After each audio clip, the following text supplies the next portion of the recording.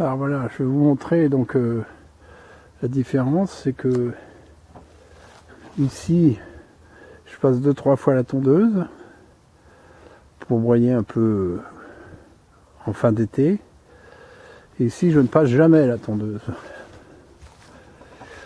parce que c'est au bord des arbustes, et ça c'est des bons endroits pour planter les oignons. Donc là je vais mettre les perce-neige. Donc j'ai un meubli, là je vais prendre donc en latin c'est Galanthus icariae, c'est la perce-neige.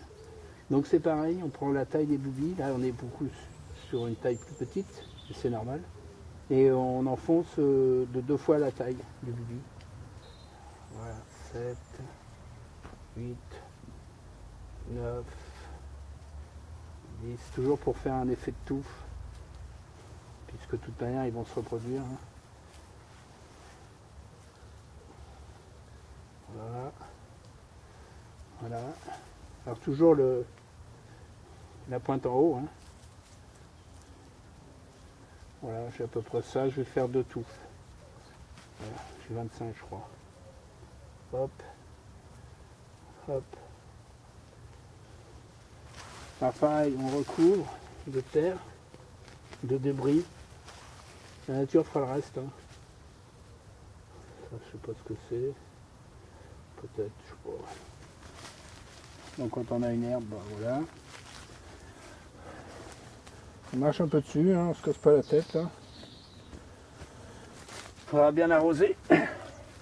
Voilà. On ramène des végétaux. On enlève les gros. Jardinage, c'est ça, c'est pas un truc où il n'y a que ça qui pousse au milieu d'une pelouse. Ça n'a pas de sens. Ça. Je vois ça, moi je hurle. Donc il faudra bien arroser aussi. Alors pour me rappeler l'endroit, je vais faire une croix quand je vais arroser tout ce petit monde là tout à l'heure. Voilà.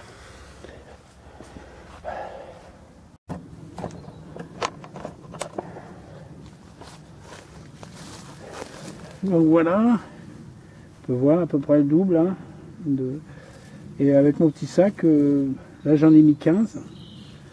Donc je vais pouvoir faire 3 petites touffes comme ça. Alors ça aurait été mieux de les faire en décembre.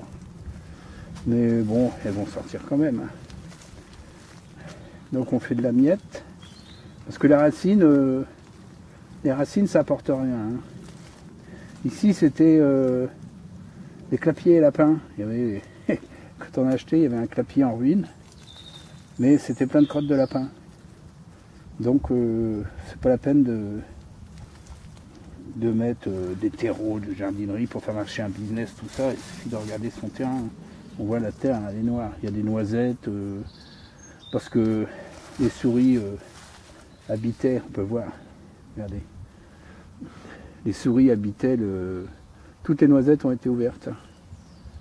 Habitaient les clapiers, quoi. Donc c'était des vieux clapiers en ciment, comme tout le monde connaît, mais il y avait de quoi faire un élevage de 30 lapins. Donc j'ai tout démonté, j'ai tout enlevé quand j'ai refait ce jardin qui était abandonné. Donc voilà, on passe, rebelote. Il me reste un petit peu. On peut voir ici une les bords qui est assez foncée. Donc elle va monter haut comme ça. Donc rien n'empêche de prendre le reste là. Donc le blanc des perce-neige, parce que ça arrive en même temps. Voilà. Et le foncé de côté pourpre de l'élébore, ça vous fera une jolie touffe. Alors tout ça, première année on a un petit effet, la deuxième année un meilleur, et puis plus ça va dans le temps, plus vos touffes sont belles. C'est vraiment dans l'esprit jardin de curé, quoi.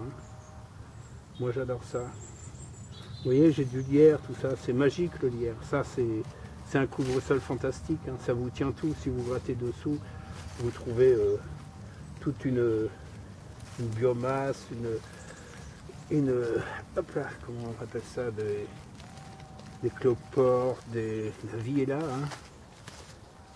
Le lierre, c'est un magicien de la nature. Hein. Vous savez, des gens disent ah ouais, un lierre dans un arbre, il va étouffer mon arbre. Ben non, hein. Ils vivent ensemble. Hein. Ils ont l'habitude. Jamais un arbre ne meurt parce qu'il a un lierre autour de lui. C'est des copains. Hein. Voilà. Bon, ça, c'est du plastique, j'aime pas trop, mais bon, on est encore dans le siècle du plastique. Alors, on va recommencer. On va prendre 3-4 brindilles. Je vais mettre un peu de feuilles aussi. Voilà. Hop.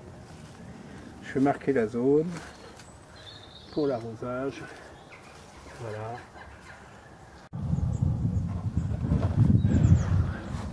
Donc quand vous avez un jardin, bah, au lieu de mettre des clôtures en plastique, si vous pouvez mettre des arbustes, ça vous donne ça. Et du coup toute la zone forestière qui est ici, là, au bord, là, que vous n'allez pas tondre, et bien là-dedans vous pouvez mettre tous vos bulbes de printemps, les tulipes, etc. On peut voir que ça, les feuilles, ce sont des crocosmias. Et là on peut voir encore une élébore là, qui est en train de sortir, une autre ici, je vais encore laisser les feuilles.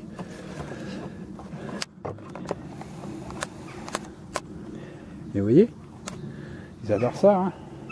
On les voit là. C'est comme si ce que j'avais planté était déjà en train de pousser. Ça, ce sont des jacinthes.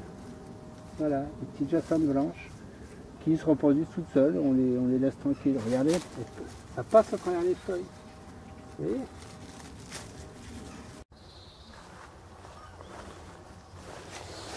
Alors on reconnaît le feuillage ici, là. Donc ce sont des gros oignons comme ça. Donc ça c'est un cyclamen sauvage, hein, qui pousse en Bretagne. Qui est rose, qui fait des fleurs roses. Voilà. Vous voyez, tout ça c'est planté. Clac, clac, clac, ça fait des petites touffes.